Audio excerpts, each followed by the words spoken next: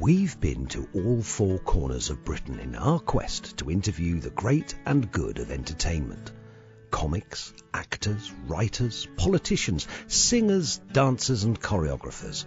It doesn't matter who they are. They've all given me their own take on the world they live in and have, in their own way, helped to define what makes Britain great. So join me and my assistants as we get another insight into the marvellous and enigmatic world of showbiz here on Beyond the Title. Writer, comedian and playwright Ben Elton burst onto the entertainment scene in the midst of the alternative comedy revolution of the early 1980s, co-writing the cult anarchic sitcom The Young Ones alongside Rick Mayall and Lise Mayer. In 1986, Elton was put forward to update the variety format for 80s Britain when he secured a presenting role on Channel 4's Saturday Live, which made stars of Harry Enfield, Alexei Sayle and French and Saunders. With his on-screen popularity growing, Ben was recruited by friend Richard Curtis to collaborate on the writing of the second series of the cult BBC Two sitcom Blackadder, and remained a lead writer on the programme for the following three series.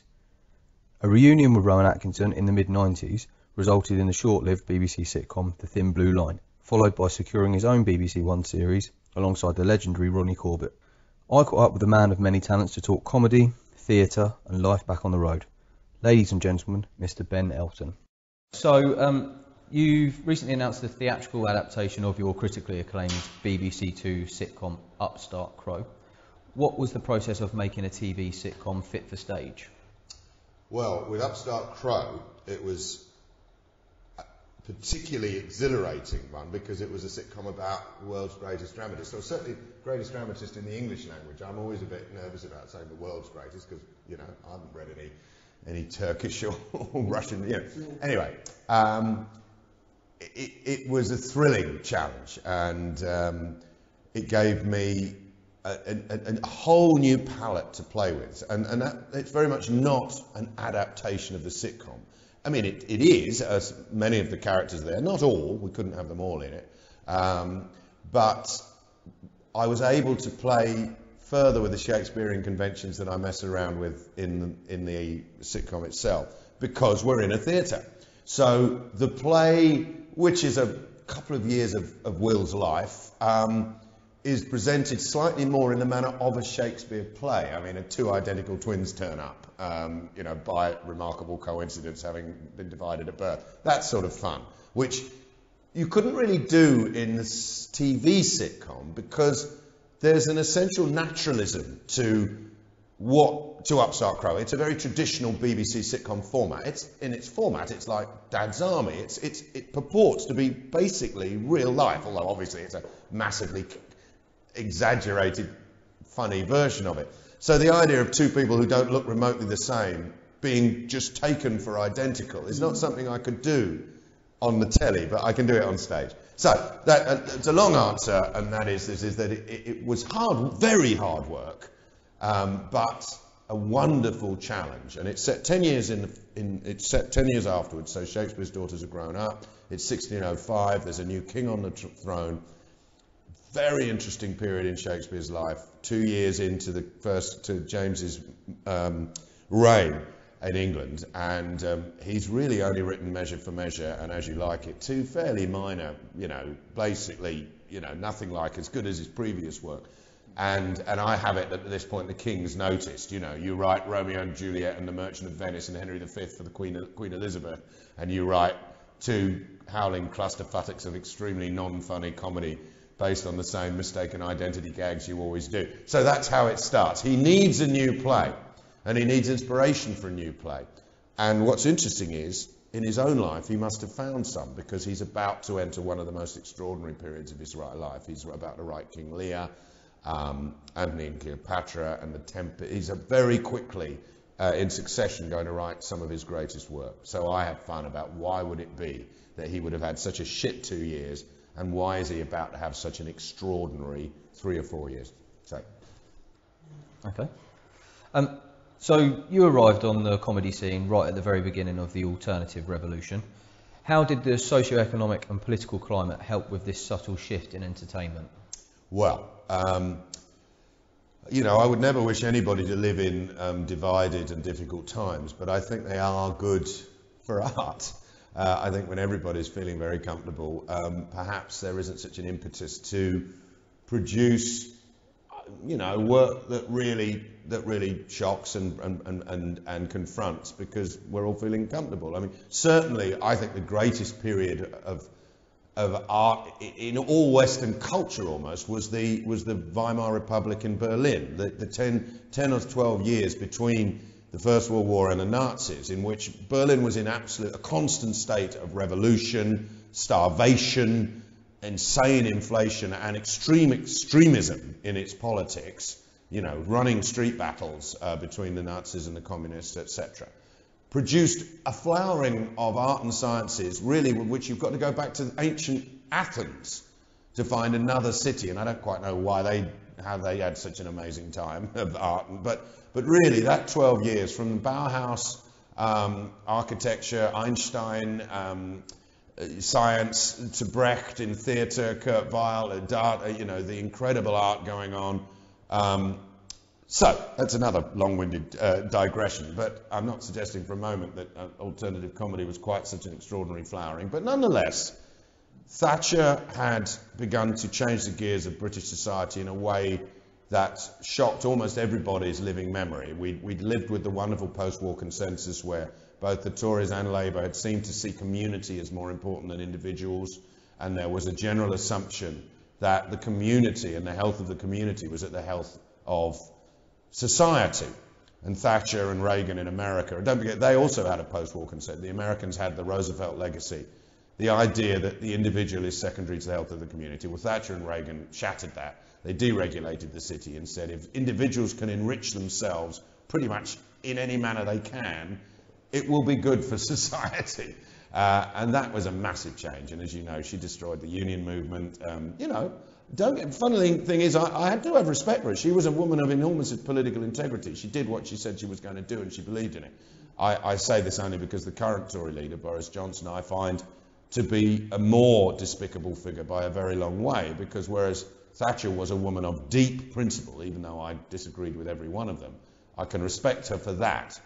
I think Johnson is motivated entirely by self-interest. But anyway, I'm digressing. You didn't ask me that, but it is only 2 days after the election, so it's all feeling a bit raw. I think that for me at least, the times I lived through as a young man shaped a lot of the way I viewed my art. And there's no doubt that there's a dialectical part of me. There's a part that wants to put my social principles into my work, which I think was fired by a period in which we've all felt very, very threatened. And I think it's perhaps no coincidence that in the 90s, as life seemed, we seemed to, Blair and John Major didn't seem very different to each other in many ways.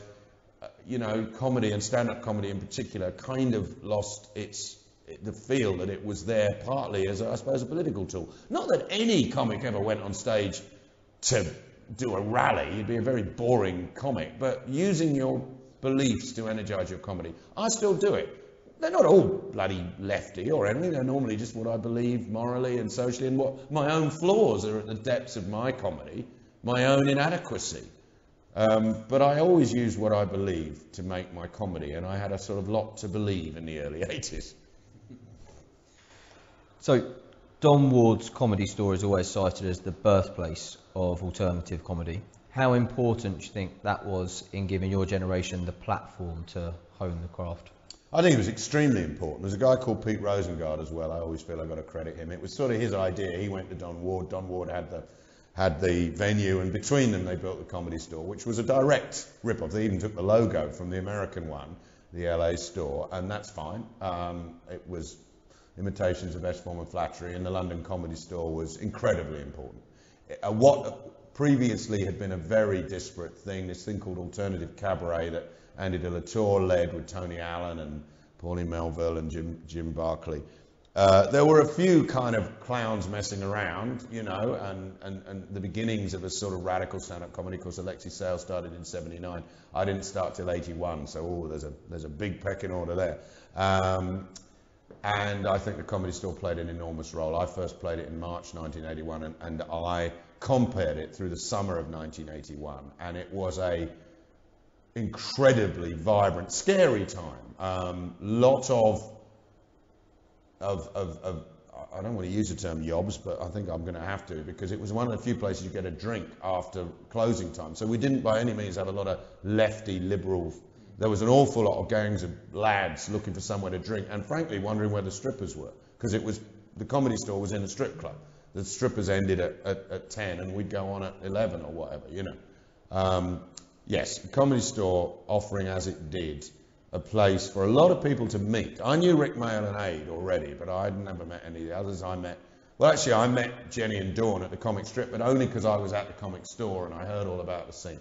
So yes, I think it played an enormous part. And now we have a massive comedy scene in Britain. I don't think the store did that. I actually think Saturday Live did that. The television show Saturday Live exploded the idea of stand-up comedy and alternative variety as a viable career option.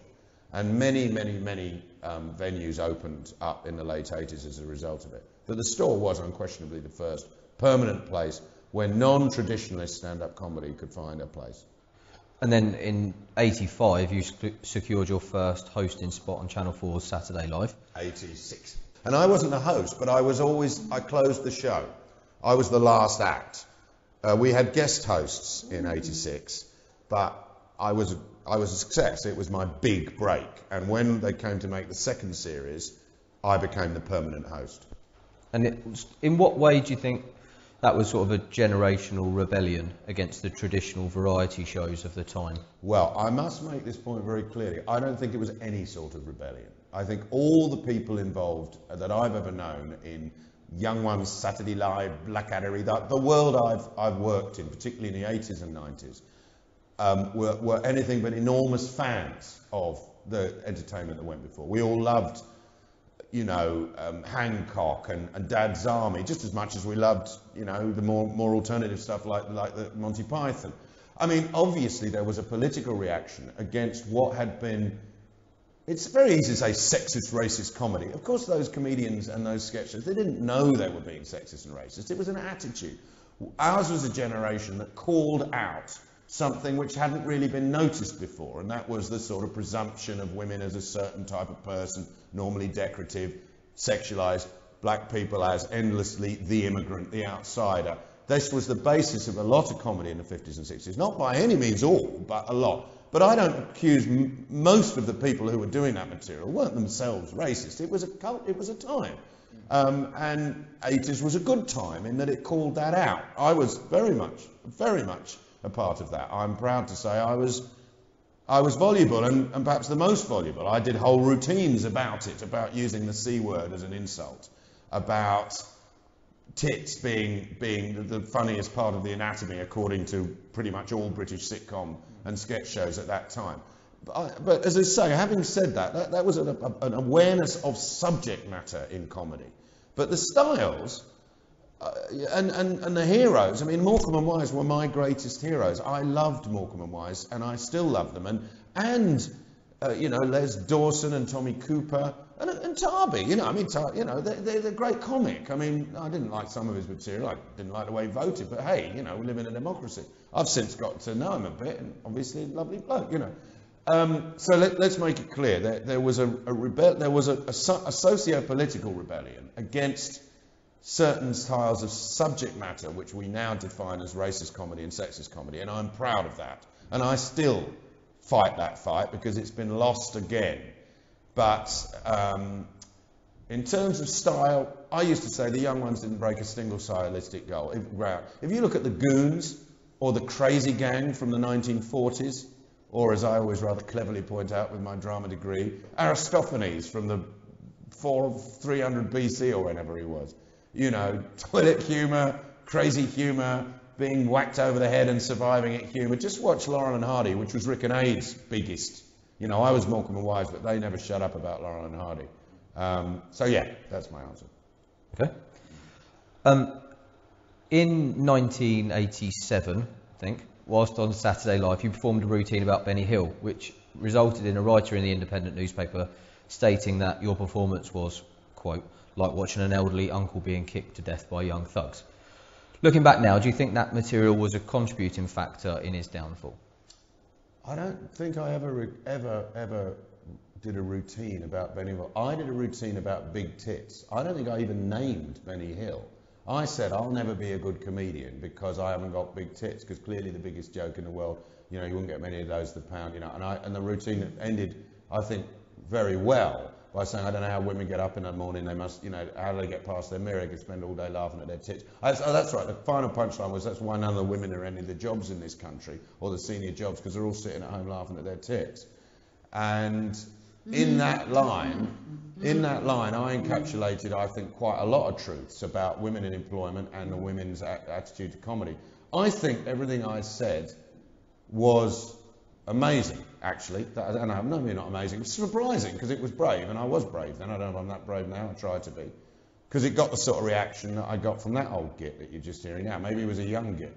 But there was never anything personal about it, and it was a very, very reasonable point. The only time I ever, as far as I know, talked about Benny Hill by name was in an interview with Wogan, when I was asked to sort of defend this idea that I was against these old comedians. And I said that sexist attitudes do have a knock-on. They have an effect on society. And I mentioned something I did do a big routine about, which was the fact that judges were regularly blaming women for being raped in the 80s, with impunity, regularly. You were wearing a miniskirt and hitchhiking, what did you expect? That I quoted and named the judges. And I said, and perhaps this was a mistake, but only because I got my facts slightly wrong, I said, look, at the end of every Benny Hill show, he tears the clothes off women and runs and chases them round the park.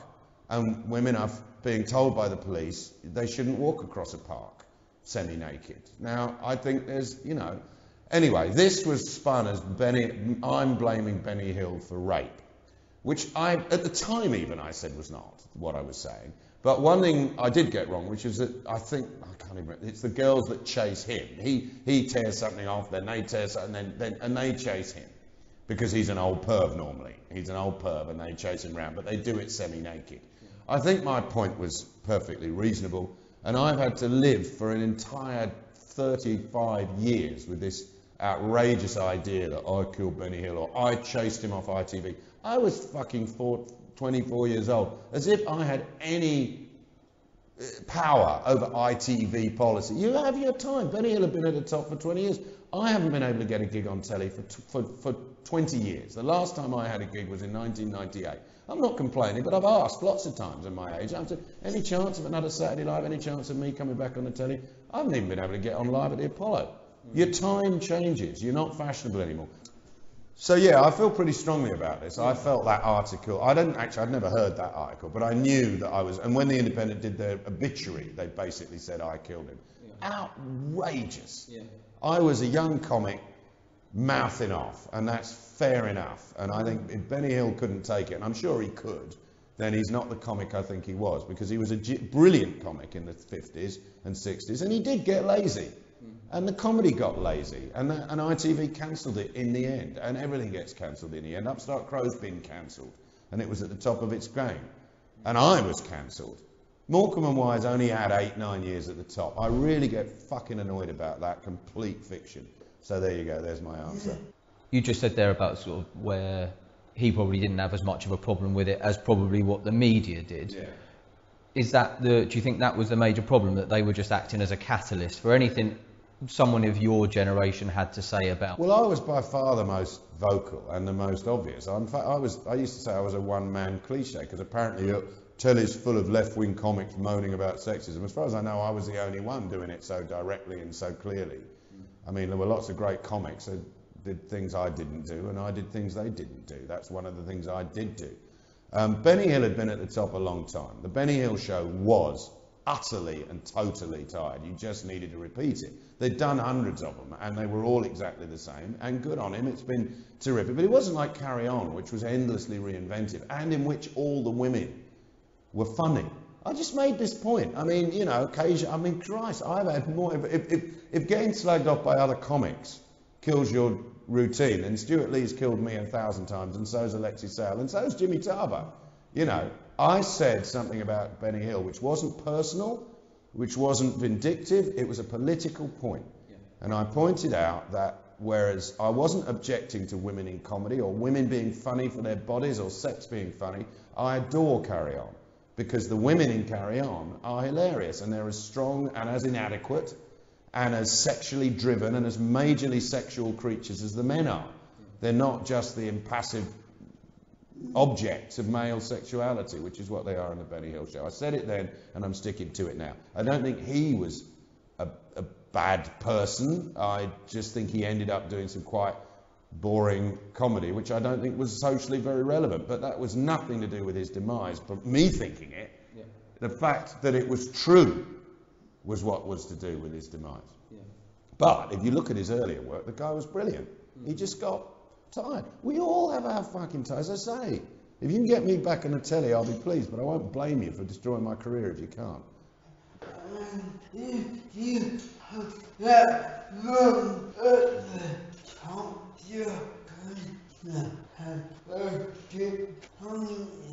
tell if you have that long at the top, you're got to be expected to have a bit of a dip at some point. Yeah, well, as I'm always pointing out to people, Morecambe and Wise's greatest years were 72 to 77. That, 71 to 77. They had some good years in the 60s, but they weren't at the top.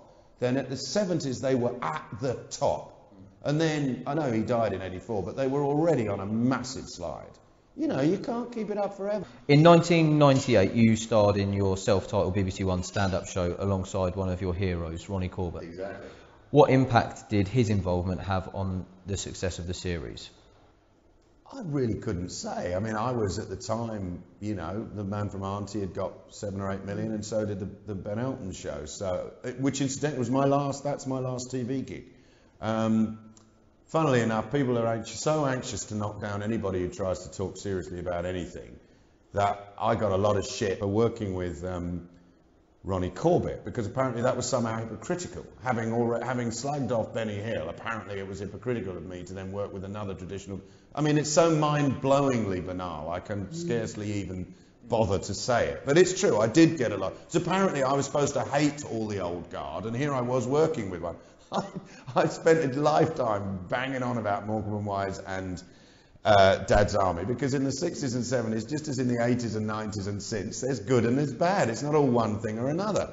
And I wouldn't have wanted to work with later Benny Hill, but I did want to work with Ronnie Corbett because I admired him enormously. Yeah. And I think it was a marvellous addition to the show. And I was able to write some of his monologues, and I got to write the last chair monologue he ever did. So for someone like me who loves British variety, I know almost nothing about the history of American entertainment. I don't know about it now, but I mean, my goodness, I know about British variety, and I love all of it. But as I say, some of the subject matter should change. Of course it should. There was a time when, you know, we could with impunity talk about Irish people as stupid. That was a joke that literally was in every cracker in the country. Well, it isn't anymore, thank goodness. Yeah. Or Jews as misers. I've had plenty of that. Anyway, so it was a great, wonderful thing, and I got to know him. We became friends. Me and Sophie had dinner with him and Anne on a number of occasions, just the four of us, and how lucky am I? So the last question we always ask everybody is, looking back at your career, what is your proudest achievement? I don't ever look back at my career. I'm a totally non-introspective person. I don't really look at myself. I don't think about myself. There's an Ian Foster quote, "How can I tell you what I think until I've heard what I have to say?" And that's how I am about really my work and my life. It's ongoing improvisation. I'm not a very reflective person. But having said that, I've been asked this question quite a lot, and my answer is I'm proud that I have never put a piece of work before the public that I didn't think was fantastic. It may turn out to be that it wasn't, but I did my best, and I followed the advice of Polonius, which I say whenever comics ask me, I say, when you go on stage, remember Polonius, above all to thine own self be true. Never say anything on stage that you secretly know is a little bit shit, a little bit unworthy, but you know it'll get a laugh. You're lying to yourself, and the audience will eventually sniff you out, and it normally won't take long. So don't use some little bit of dog whistle racism or little nod and wink about disabled people or whatever, you know, some stupid joke about empty toilets or whatever. If you know underneath that you're basically, it's unworthy of you. because your comedy will be so much better if you forced yourself only to be true to yourself, to your morals. And if you are a Nazi, then crack Nazi jokes. But if you're not, then don't. And even if you're not, and even if you're just a normal person who secretly knows that it's a bit mean to slag off a group that everybody slags off. People go on. I've seen a comic come on stage and go, I hate dwarfs. And he gets great, that's such a lie. And it's just not funny. And so do better. Yeah. So I've always tried to do better. So I'm proud of that. And then people say, oh, it's so pious. Well, fuck them if that sounds pious. I just think it sounds honest. Great. All right. Thank you very much. Yeah. Nice one. Nice to see you, mate. Yeah. Thank you to our guest for being the subject of another Beyond the Title interview. If you liked this, why not browse the website and see if there's anything else that takes your fancy. Don't forget to like our Facebook page to receive updates on forthcoming interviews and to see more information about me and what I do. Thanks again, and hopefully see you next time.